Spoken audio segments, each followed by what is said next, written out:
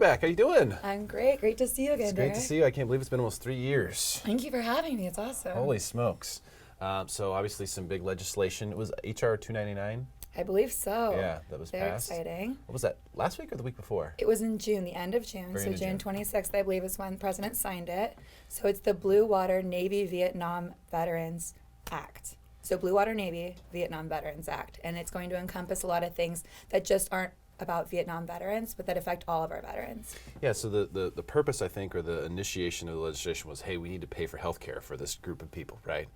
And they started looking at, okay, well, how are we going to do that? Mm-hmm. And one of the ways they looked at doing that was through the VA loan, right? Mm-hmm. And so they wanted to increase the VA loan funding fee a little bit and then make the VA loan more usable Right? so that more people would use it, and they're going to plan on using the money from that. So what exactly did they do to make that happen in this thing? It's a big bill. So they had been working on this to benefit the Vietnam veterans for more than 40 years, and they just kept getting stuck at the VA. So what they kept doing was tweaking it, and initially they were going to do a big bump to the funding fee, something that might even be prohibitive. Here, our loan limit is currently $690, so 4% of $690 would certainly add up on those monthly payments for you. Right. So instead, due to the efforts of many VA legislative people that are out there just fighting for us, they managed to reduce that funding fee increase very, very marginally. So we'll see what it is when it comes into action. But what they're going to do actually is remove the loan cap. So therefore, the VA can make more money on their loans, and we as borrowers can actually borrow more money and go out there and get the home that we are qualified to buy without having to put any money down. And we should, give a little background on you as well. You're a Navy veteran. Are you still in the reserves? I got out of the reserves last year. Just got out of the reserves last year. Thank you for your service. Thank to you the for your country. tax dollars. Incredible. And you also are in real estate. You're a realtor. I am. So you help a lot of people use the VA loan to buy real estate here in San Diego. So some context for you here from Alanna. And you're all over this stuff. We did a video 3 years ago Right. About the multi-unit opportunity with VA. You were one of the first people who really brought Airbnb to my attention that, like, hey, this is something you can do with your house. Right. You can rent out your rooms and subsidize your costs. Absolutely. And I didn't even know that that was a thing at the time. And that video to this day continues to get comments. It's exciting. It's still exciting. Yeah, it's still an exciting opportunity. And this there's actually some connection between the two, right? Because the VA doesn't look at units as an issue. It doesn't like bifurcate, okay, well, it's a 1 unit, 2 unit, 3 unit, 4 unit, right? It's just all the same. Correct. As long as it's owner occupied. And as long as you can qualify to purchase it. As long as you can qualify. So if we remove loan limits. That's where the exciting part is. That's what I'm pumped about, yes. Oh my gosh. Yes, exactly. Exactly. All of our bank accounts, yes. Looking forward to it. So what do we know about, so if they just say, okay, hey, we're going to remove the loan limits, there's obviously going to be some sort of rollout, some sort of implementation that's got to take place because the law comes into effect, and then that's great. That becomes the law of the land.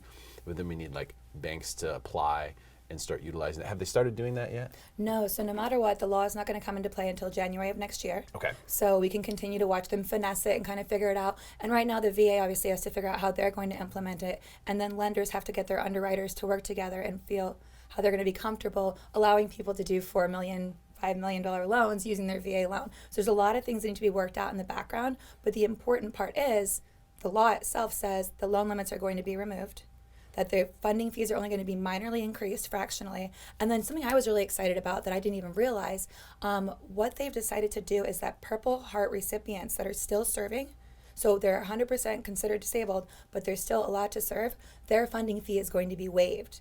So right now, veterans and retired people who have a disability rating where they're receiving compensation don't have to pay that funding fee that we've been discussing. But now, Purple Heart recipients that are still active duty get that waived as well, which I just think is phenomenal. I think thanking them for their sacrifice is incredible. Terrific. Yes, absolutely. I love it. And that's incredible.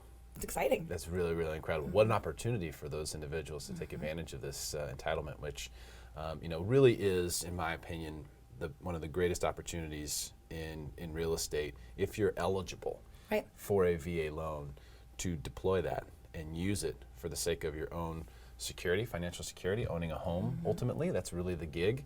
The reason I'm such a big advocate of home ownership is because I believe that ultimately, if you do nothing else, but own a home free and clear. If you just buy a house and make your payments and you do nothing else to save for yourself, you're going to be okay. You're going to be okay. Yes. If you have a paid off house, you're going to be all right. Absolutely. But if you don't, and you've saved a little bit of money over here, I still don't know.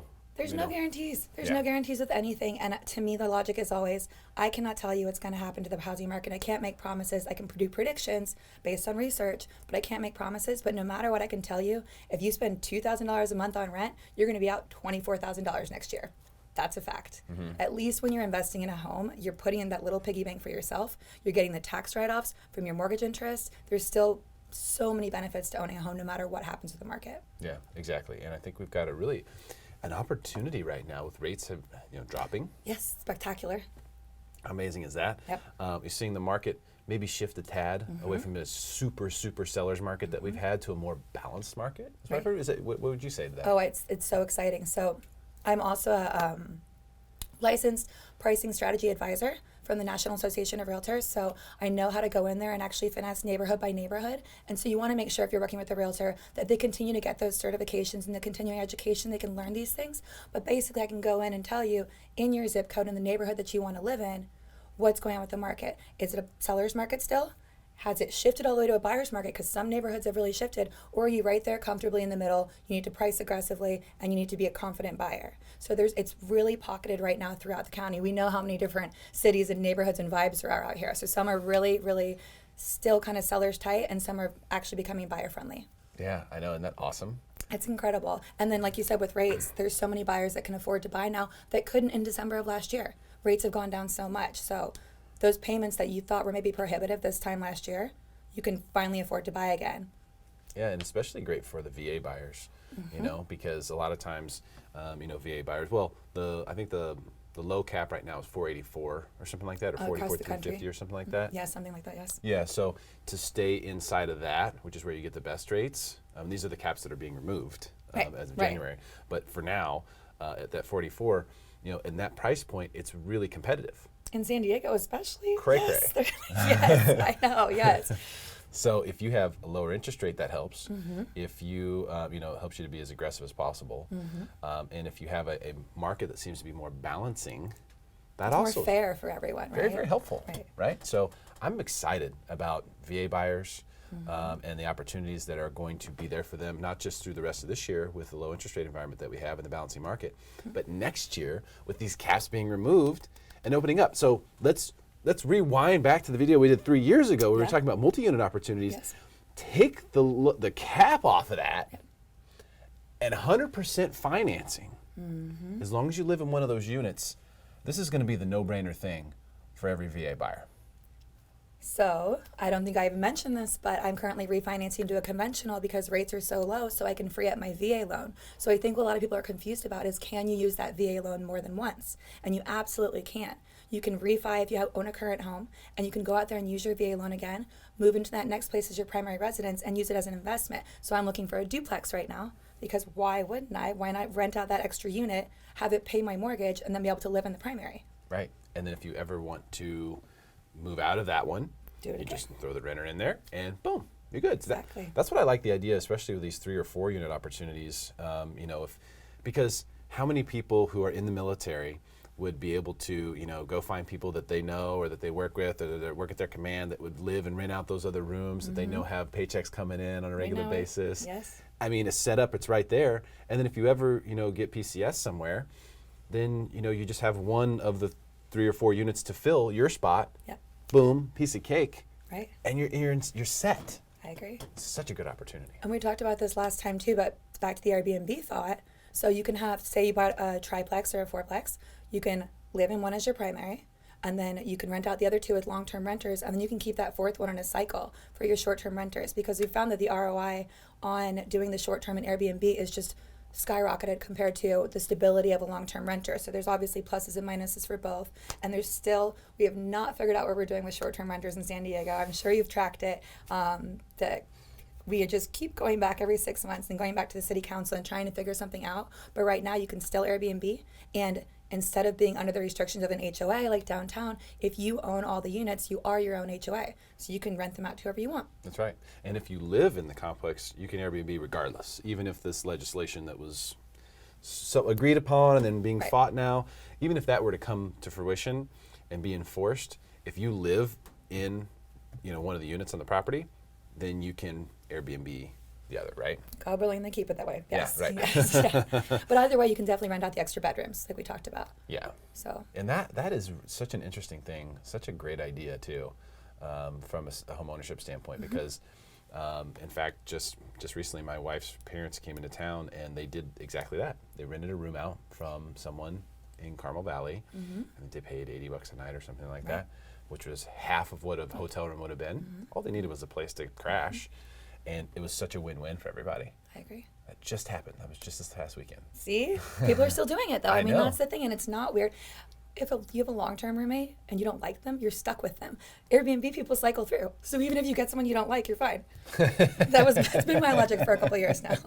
You did that. Yeah, you did that for years, right? I did. I was the Airbnb community leader for San Diego. They sent me to Paris, all expenses paid in 2015 for my work with the community to sign up other hosts. And then in 2016, I was in their ad campaign. So I still did a lot of work with Airbnb, and now I volunteer with the Short-Term Rental Alliance of San Diego. I'm on the board. So I still try and stay really involved, housing and land use committee, that kind of thing. I like to know what's on the pulse of San Diego, what's happening, and to be involved. Because I think that homeownership is really important. And I think that, like you said, it's the best way to build wealth, and we should be there defending our rights. So 100%. And not only that, there are a lot of people who are in the military that they come to San Diego and they really want to come back. It's like they know they might get PCS'd or they're going to move around, but they would really like to end up here. And there's no better way to make that a reality than to buy a home, pay it down for a few years. Okay, you get moved on. Now rent it out, and then you have that there. Someone will be paying it off for you, and it'll be there for you when you're ready to come back. Because if you just wait to see what prices are going to be 20 years from now or 10 years from now, when you get out, who knows? They could be double. I mean, San Diego is that undervalued as a market. I completely agree. It is that undervalued. We're 50% of what we could be. And the amount of infill and all of the amount of everything that's happening downtown is so exciting. And everything that's happening in Sereno Valley, Carmel Valley up here, talking about that, biotech, healthcare, we're not the only industry out here. It's not just military, it's not just defense. We have a ton of innovation. Last year, San Diego County was #1 for new, what's it called when something becomes yours? What's it? Copyright, but starts with a P. Oh, okay. Trademark? Yeah, so that was San Diego County for #1 new, starts with a P. No matter what, there's just so much innovation happening here. So there's going to be more and more money coming down because people are priced out of San Francisco, priced out of LA. It's coming down here. So even if you're thinking, oh, it's only military, it's not. There's always a fantastic place to buy. I think patent was the word you were looking for. Thank you, patent. That was it. Trademark. Thank yes. you. Yes. Yeah, there's a lot of that going on here because of the biotech fields. I mean, we have a lot of that here in this Healthcare. complex. Yeah, healthcare has been big. A lot of positive things there. But if you just price compare it to some of the markets in California, I mean, just look at LA, look at San Jose, San look at Francisco. San Francisco. We're at a dramatic discount to that. And we have these views. And I think this is a much better place to actually live than any of those places. Agreed. So, that will work itself out over time. There's no question about it. And it's just a matter of when will that be. So even if you see short-term dips in the market or short-term softenings and whatnot, long-term, San Diego housing prices go higher for sure. Yes. For sure. Yeah, it's So inevitable. if you want to come back here, if you want this to be the place that, when you're done in the service, that you have a place to come back to, I think the safest and best way to do that is to buy in a low interest rate environment at a price that you can afford, and a home that is going to rent easily for what your mortgage is. And if you can do that, you are set. Exactly. You really don't have risk, and that's what's pretty cool. We are live here. Oh yes, patent. Thank you, Jeffrey. You may have gotten to it before I did. We are live, so if you have questions for Alanna, you can drop them here. If you want to just say, hey, sweet red jacket, brother, I'll take those as well. But we wanted to bring this to your attention because there is more details to come with this. But the law has been signed. It is law now. Yes. That the VA loan limit is going to be removed. It is.